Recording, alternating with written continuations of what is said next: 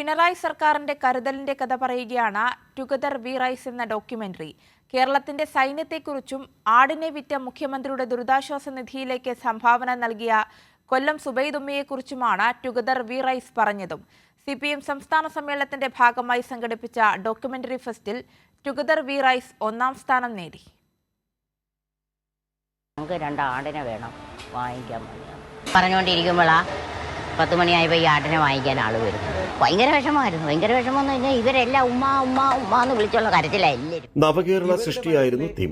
പ്രതിസന്ധികളിൽ നാടിന് താങ്ങായ മത്സ്യത്തൊഴിലാളികളുടെയും Zubeda ഉമ്മയുടെയും അനുഭവങ്ങളിലൂടെയാണ് together we rice എന്ന ഡോക്യുമെന്ററിയുടെ സഞ്ചാരം.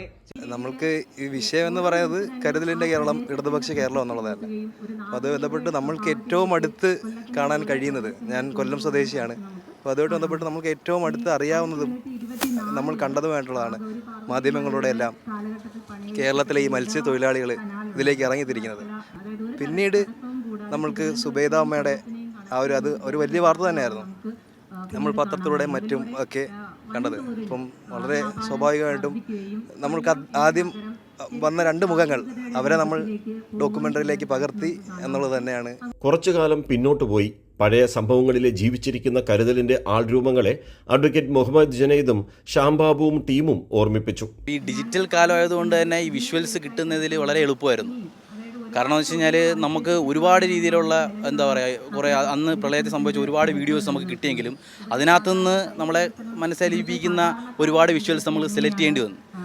അത് എന്താ പറയുക, നമുക്ക് വളരെ ഉപയോഗപ്രദം. പ്രളയകാലത്ത് ദുരിതാശ്വാസ പ്രവർത്തനത്തിന് ഏർപ്പെട്ട അനുഭവം കൊല്ലത്തെ മത്സ്യത്തൊഴിലാളികളായ റോബിനും ജോസഫും പങ്കുവെക്കുന്നു. ഒപ്പം പ്രളയം, കോവിഡ് തുടങ്ങിയ പ്രതിസന്ധികളിൽ അകമഴിഞ്ഞ് സംഭാവന നൽകിയ സുബൈദയുമ്മയും ഓർമ്മകളിലൂടെ സഞ്ചരിക്കുന്നുണ്ട്. പറഞ്ഞ വിഷയം അങ്ങനെയാണ്. നാളെ രാവിലെ പ്രഭാതം കാണാനായിട്ട് എത്ര പേരെ കിട്ടുമെന്ന് അറിയില്ല. ചിലപ്പോൾ നിങ്ങൾ പോയ ബോഡി എടുക്കേണ്ട ഒരു അവസ്ഥയാകും.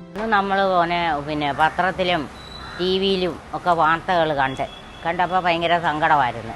ആൾക്കാർ മൊത്തം കൂട്ടം കൂടുന്നതും അവരെ തിരയുന്നതും ഭയങ്കര സങ്കടവും കരച്ചിലും വിഴിച്ചിലും എല്ലാവരുടെയും പ്രയാസങ്ങൾ കണ്ടപ്പോൾ നമുക്കും അങ്ങ് സഹിച്ചില്ല.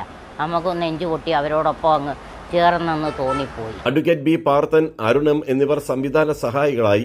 സമ്മേളന വേദിയിൽ വെച്ച് CPM സംസ്ഥാന സെക്രട്ടറി ME ഗോവിന്ദൻ മാസ്റ്റർ വിജയികൾക്ക് പുരസ്കാരവും ക്യാഷ് അവാർഡും കൈമാറി.